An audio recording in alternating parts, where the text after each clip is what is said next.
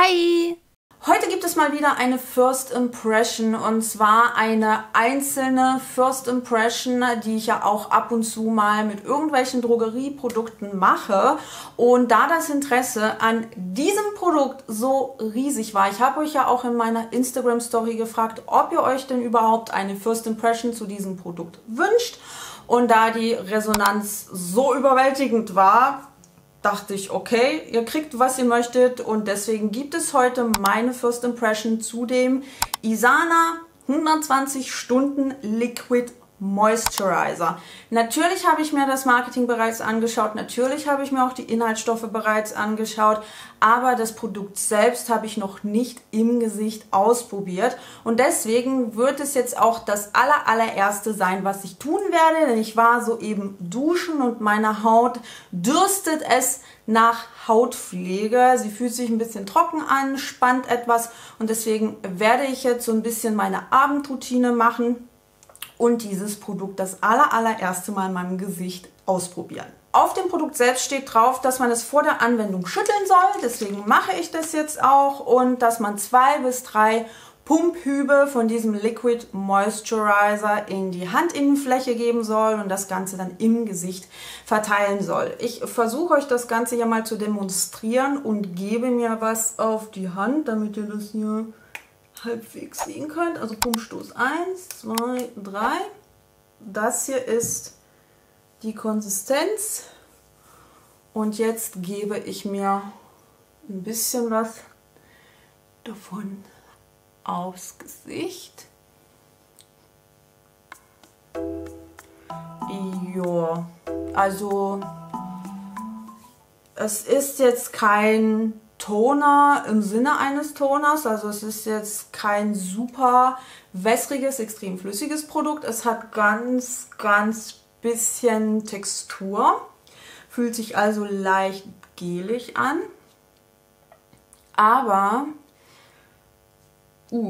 es ist relativ klebrig. Ich weiß nicht, ob ihr das sehen könnt. Wartet mal, ich quetsche ein bisschen so meine Hände auf mein Gesicht.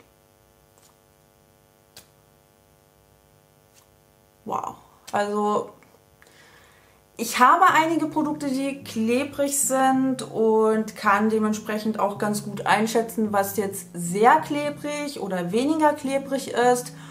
Und das geht schon ja mehr in Richtung überdurchschnittlich klebrig. Aber ich würde jetzt erstmal ganz kurz warten. Ich glaube allerdings nicht, dass diese Klebrigkeit komplett verschwindet und dann mit meiner Routine wie gewohnt weitermachen.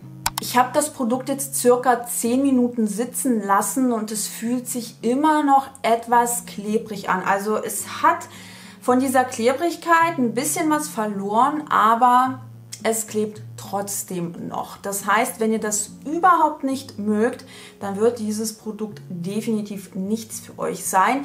Was ich dagegen gerne mache, ist, wenn ich so ein klebriges Produkt habe, welches auch wasserbasiert ist, dann nehme ich mir was davon in die Handinnenfläche und gebe ein paar Tropfen von einer Ölmischung hinzu. Das ist jetzt in diesem Fall mein Bakuchiol Booster. Das heißt, ich pumpe mir was von diesem Produkt hier rein und dann gebe ich einfach so ein paar Tröpfchen von meinem Bakuchiol Booster mit rein. Das mache ich aktuell sowieso wahnsinnig gerne, dass ich eher so gelige, wässrige Produkte mit meinem Bakuchiol Booster vermenge und dann auf die Haut drauf gebe. Ich finde, so Ölmischungen nehmen eben diesen geligen Produkten ein bisschen was von der Klebrigkeit und das Ganze lässt sich dann auch deutlich einfacher verteilen, weil ihr noch so ein bisschen Öl mit dabei habt und dieses Spannungsgefühl ist dann auch nicht so extrem. Ihr könnt natürlich auch jede andere Ölmischung nehmen oder euer liebstes Monoöl und ein paar Tropfen davon mit reingeben, falls ihr diesen Liquid Moisturizer haben solltet und nicht wisst, was ihr gegen diese Klebrigkeit unternehmen könnt. Und jetzt möchte ich natürlich auch noch so ein bisschen über das Produkt sprechen, das heißt das Marketing und die Inhaltsstoffe, und würde gerne mit den positiven Punkten anfangen. Und das erste, was mir einfällt, ist die Tatsache, dass das Produkt parfümfrei ist. Das ist natürlich jetzt kein Punkt, den man meiner Meinung nach extrem positiv hervorheben sollte, weil das einfach ja so eine Sache ist, die Leute ausschließen kann. Das heißt, viele Produkte in der Drogerie sind parfümiert, enthalten deklarationspflichtige Duftstoffe und oder ätherische Öle, und das ist für duftempfindliche Menschen oder Personen, die eine Duftstoffallergie haben, ein riesengroßes Problem, und diese Zielgruppe wird einfach seit Jahren so ein bisschen übergangen. Deswegen, ich finde es gut, dass das Produkt parfümfrei ist, weil ich selber Duftstoffallergikerin bin, möchte das deshalb dennoch positiv hervorheben, weil das auch ein wichtiger Aspekt ist für alle Menschen, die einfach duftempfindlich sind oder die eine empfindliche Haut haben oder allgemein darauf achten, dass ihre Produkte möglichst duftstofffrei sind. Ein weiterer sehr positiver Punkt ist definitiv die Verpackungswahl, denn hier hat man sich für einen Pumpkopf entschieden, und normalerweise wird bei solchen serumartigen Produkten eher auf Dropper bei Primärverpackungen gesetzt. Das heißt, solche Verpackungen, sprich ihr habt hier unten irgendwie eine Glasflasche, in diesem Fall ist es eine Braunglasflasche, und oben ist dann halt so eine Pipette dran. Das ist so die gängigste Form für serumartige Produkte, die man in der Drogerie vorfinden kann, und deswegen finde ich es definitiv erwähnenswert, dass man hier sich für eine andere Art der Primärverpackung entschieden hat. Und falls ihr solche Pumpmechanismen lieber mögt, dann könnt ihr hier definitiv zugreifen.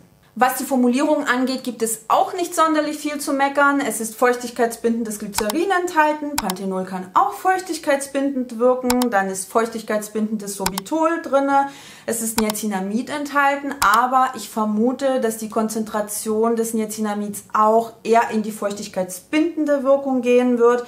Dann ist eben auch noch Ectoin drin. Auch hier liegt die Vermutung nahe, dass das eher einen feuchtigkeitsbindenden Effekt haben wird. Und es ist auch noch zusätzlich reizlinderndes Allantoin drin. Gut, machen wir mal weiter mit den Punkten, die mir persönlich nicht so gut gefallen. Und da würde ich mit der Verpackung beginnen. Also zumindest den Dingen, die auf der Verpackung draufstehen. Und zwar haben wir hier ganz oben 120 Stunden Sternchen stehen. Und dieses Sternchen wird wie folgt erklärt: langanhaltend hydratisierte und sofort glattere Haut. Der 120 Stunden Hautfeuchtigkeitskomplex enthält eine besondere Kombination aus Amylopektin, aus ungenutztem Reisbruch und Calciumcarbonat aus nachhaltig angebauter atlantischer Rotalge. So wird in 28 Tagen ein 120 Stunden Feuchtigkeitsdepot in der Haut geschaffen. Sternchen in vivo Studie zum Wirkstoff. So, nun ist natürlich die Frage, können die KundInnen diesen halben Absatz in irgendeiner Form einschätzen? Ich persönlich kann ihn nur sehr schwer einschätzen, weil hier etliche Informationen fehlen. Also zumindest für mich persönlich, damit ich diese Info zu den 120 Stunden irgendwie einordnen kann.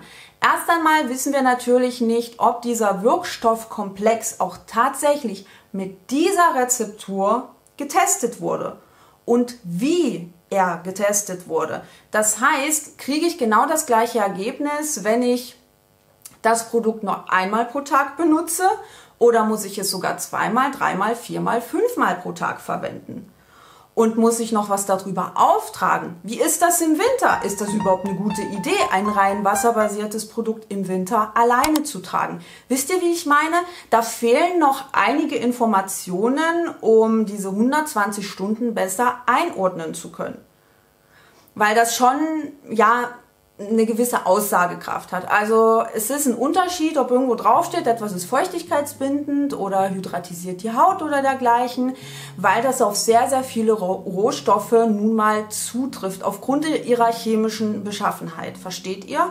Und diese 120 Stunden, das sind halt 5 Tage, ne?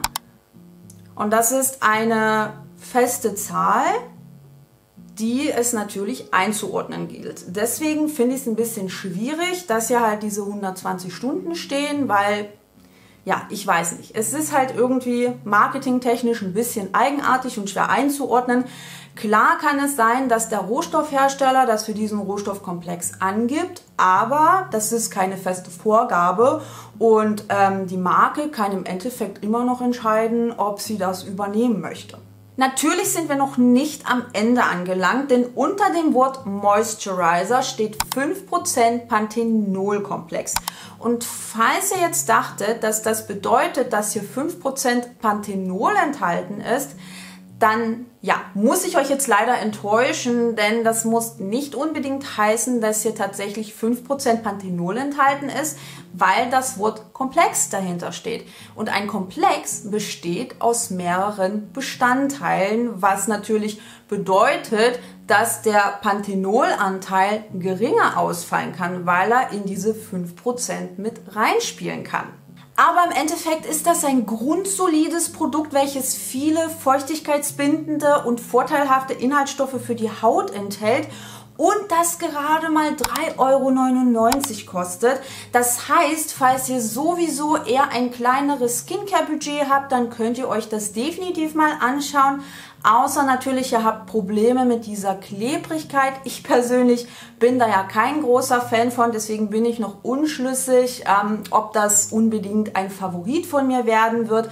Aber so mit diesem Öl zusammen fühlt es sich auf jeden Fall deutlich angenehmer an. Nur wenn ihr eben keinerlei Probleme mit dieser Klebrigkeit habt und das sogar gut findet oder euch das nicht stört, dann könnt ihr euch das definitiv mal anschauen. Und falls ihr noch ein paar zusätzliche Skincare-Spartipps gebrauchen könnt, dann klickt auf dieses Video hier und wir sehen uns dann beim nächsten Mal.